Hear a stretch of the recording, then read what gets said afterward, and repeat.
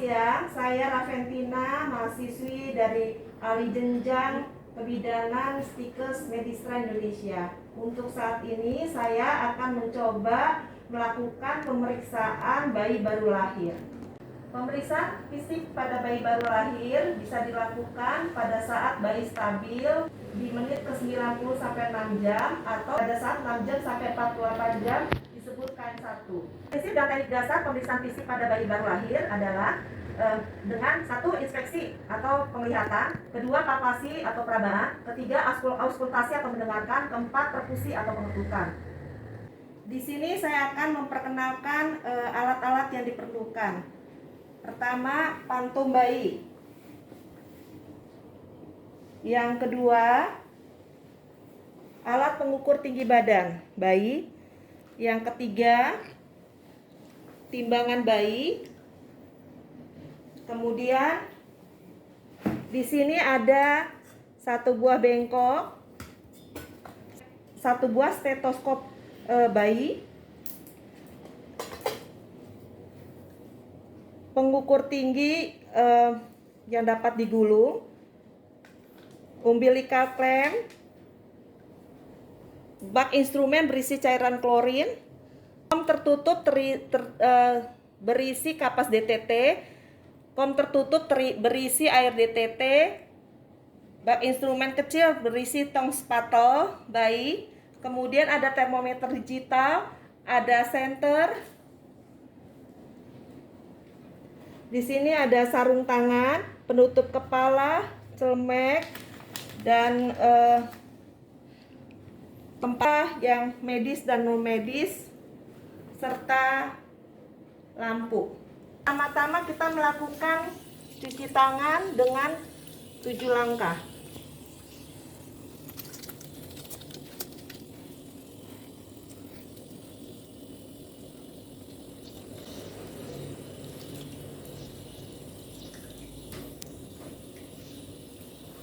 Setelah bayi kita buka bajunya, sambil kita lakukan inspeksi, yaitu melihat warna kulit. Apakah warna kulitnya kemerahan atau kebiruan, atau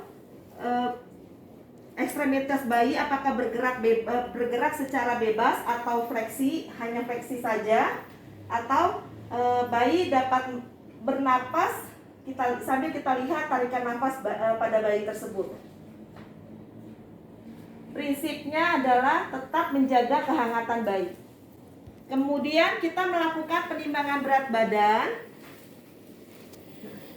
Timbangan kita lihat diatur pada angka 0. Timbangan dialasi, kemudian kita letakkan bayi. Kita lihat skala pada timbangan tersebut. Nilai normalnya adalah 2.500 gram sampai 4.000 gram.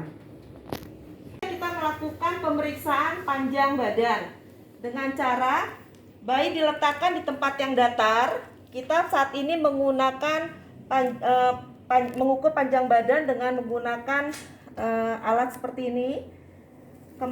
Bayi kita letakkan, diukur melalui puncak kepala.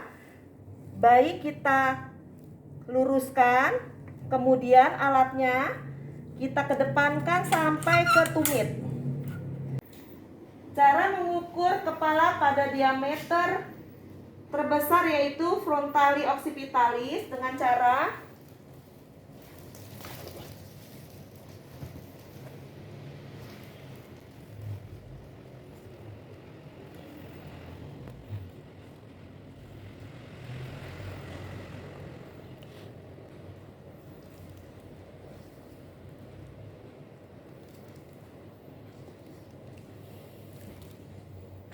kita melakukan pengukuran lingkar dada.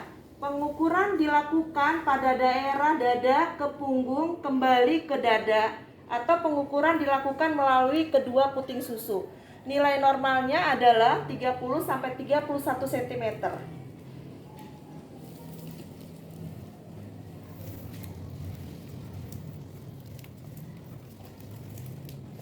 Bentar, Dek.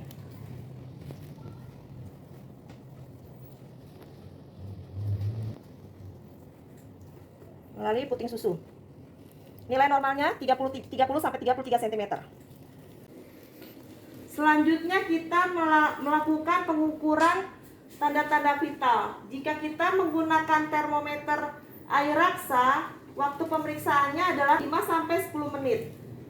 Suhu normal bayi 365 sampai 37,2. Saat ini kita menggunakan termometer digital dengan cara kita menekan tombol on-nya dan kita arahkan pada kening bayi bisa, atau ke telinga bayi juga bisa.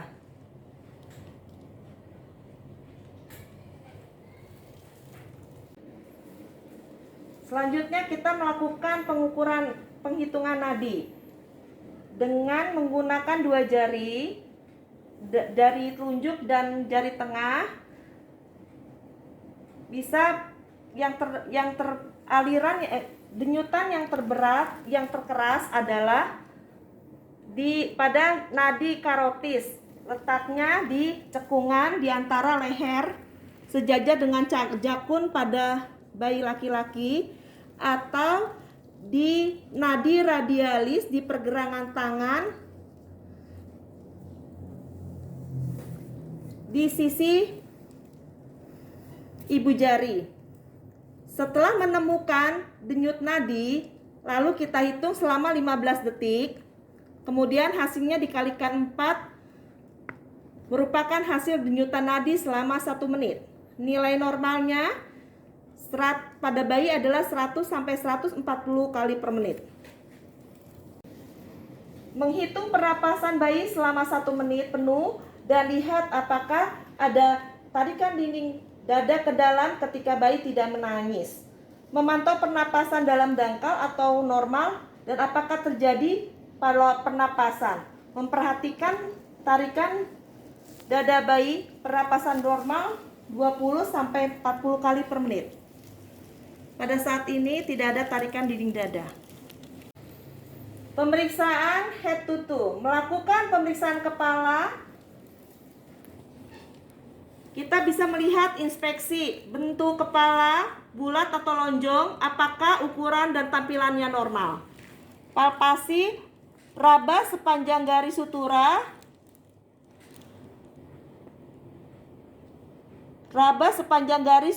dan frontal ke samping ke belakang kepala. Ubun-ubun teraba cekung atau cembung, yang normal adalah rata. Frontal anterior terus diraba. Frontal yang terbesar dapat terjadi akibat prematuritas atau hidrosepalus, sedangkan yang teraba terlalu kecil pada mikrosefali. Periksa apakah ada trauma kelahiran, misalnya kaput subsadenum, sepal hematum, perdarahan, subneurotik, atau fraktur tulang kepala. Perhatikan adanya kelainan kongenital seperti anencefali atau mikrosefali. Pada rambut kita bisa melihat warnanya, apakah hitam, merah jagung atau putih, kesuburannya lebat atau tipis atau tidak, mudah rontok atau tidak, botak atau tidak. Lakukan pemeriksaan mata. Lihat apakah mata membuka atau tidak, periksa jumlah mata, posisi letak mata simetris atau tidak. Simetris bila sudut mata sejajar dengan sudut telinga. Koordinasi mata normal atau tidak, periksa tanda trauma ada atau tidak, sekret pada mata ada atau tidak, sklera normal atau tidak. Periksa apakah nampak gejala ikterus atau tidak dilakukan dengan cara membuka palpebra superior. Perhatikan refleks labirin. Dilakukan dengan memberikan cahaya pada pupil mata dari samping ke tengah. Pupil normal akan mengalami miosis atau menyempit bila terkena cahaya. Jadi dilakukan dengan memberikan cahaya dari samping ke tengah. Kaji eye blink atau refleks pada bayi. Refleks gerakan seperti menutup atau mengerjapkan kepala. Jika bayi terkena sinar atau hembusan angin, matanya akan menutup atau dia akan mengerjapkan matanya. Memeriksa telinga. melakukan inspeksi jumlah, bentuk, dan posisinya simetris atau tidak. Pada bayi cukup bulan, tulang rawan sudah matang. Daun telinganya ada atau tidak? Daun telinga harus berbentuk sempurna dengan lengkungan yang jelas pada bagian atasnya. Seperti ini. Pada palpasi terdapat 2 daun telinga. Kita melakukan pemeriksaan inspeksi pada hidung. Hidung bersih atau tidak? Bentuk dan lebarnya simetris atau tidak? Bayi harus bernapas melalui hidung. Jika melalui mulut, harus diperhatikan kemungkinan adanya obstruksi atau sumbatan jalan napas. Melakukan pemeriksaan mulut. Bentuk bibir simetris atau tidak? Dengan menggunakan jari raba, apakah ada daerah langit-langit mulut dan bibir? Apakah ada bercak mukosa? Apakah ada labiopalatoskisis atau palatoskisis, labiopalatoskisis? Sambil kita mengkaji refleks rutring atau mencari puting susu. Lakukan pemeriksaan leher. Leher simetris atau tidak? Bayi biasanya pendek dan harus diperiksa kesimetrisannya. Pergerakannya harus baik. Jika terdapat keterbatasan pergerakan, kemungkinan ada kelainan pada tulang leher. Lakukan palpasi, periksa adanya pembekakan.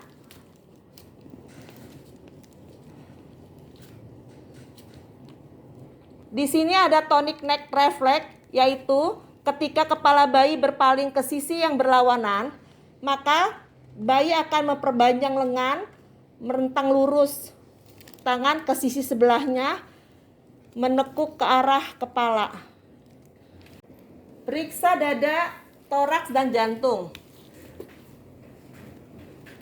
Inspeksi payudara dapat nampak membesar, tetapi ini normal.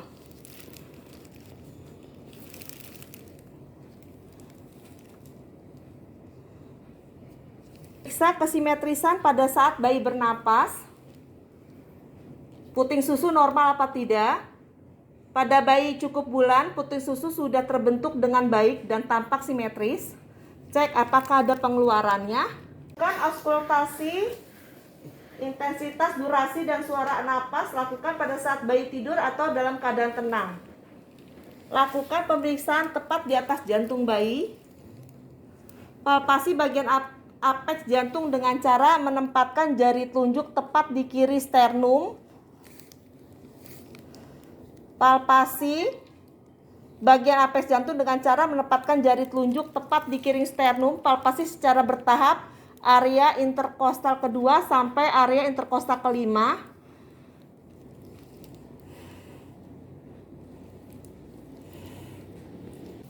Memeriksa bahu, lengan, dan tangan. Simetris iya atau tidak? Kedua tangan harus sama panjang dengan cara meluruskan kedua lengan bawah. Periksa adanya pronosia pada kuku yang dapat terinfeksi atau tercabut sehingga menimbulkan luka atau perdarahan. Refleks palmar grasping atau menggenggam timbul bila bayi kita menggoreskan jari melalui bagian dalam atau meletakkan jari kita pada telapak tangan bayi. Jari-jari akan melingkar ke dalam seolah memegangi sesuatu benda dengan kuat. Kita melakukan memeriksa abdomen secara inspeksi. Bentuknya datar, cekung, cembung, membesar atau tidak. Observasi pergerakan abdomen. Abdomen tampak bulat dengan pergerakan dada saat bernafas. Bentuk perut sangat cekung, kemungkinan terdapat hernia diafragma. Bentuk abdomen yang membuncit, kemungkinan hepato atau splenomegali atau tumor lainnya. Perhatikan apakah ada bekas operasi atau tidak. tali pusat perdarahan atau tidak. Jika terjadi perdarahan pada tali pusat, segera ikat kembali tali pusat. Lakukan palpasi pada perut. Periksa apakah ada massa atau tumor. Palpasi dilakukan dengan cara dari kiri ke bawah ke atas, dari kiri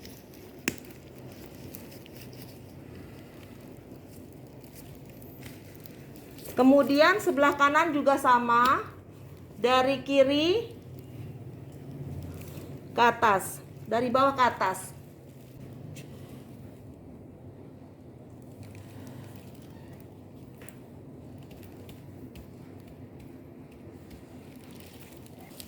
Periksa anus dan rekti. Periksa adanya kelainan atresiani.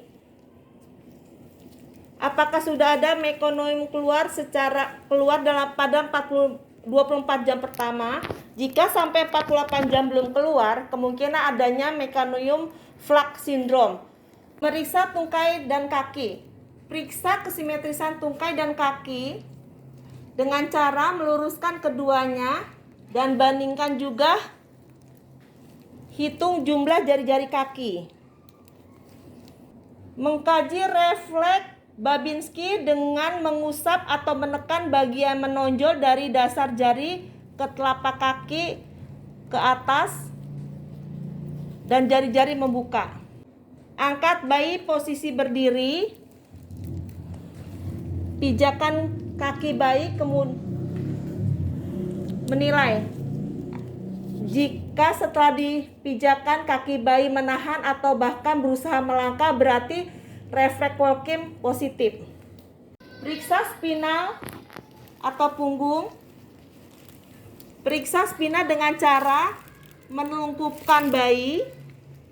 Cari adanya tanda-tanda abnormalitas seperti spina bifida, pembekakan lesung atau bercak kecil berambut yang dapat menunjukkan adanya abdominialitas medula spinal pada kolumna vertebra. Normal pada saat ini. Kan kondisi kulit bayi, warnanya apakah ada sianosis, apakah pucat, kuning, kecoklatan, ruam, pembekakan, tanda-tanda infeksi. Periksa adanya bercak atau tanda bayi baru lahir. Kemudian bayi kita rapikan kembali.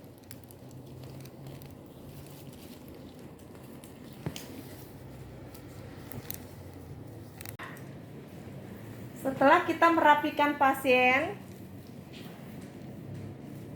menjelaskan kepada orang tua tentang hasil pemeriksaan. Bayinya normal ya Bu, anaknya sejauh ini pada saat ini bayinya normal ya Bu ya keadaannya. Lepaskan sarung tangan, lalu mencuci tangan kembali.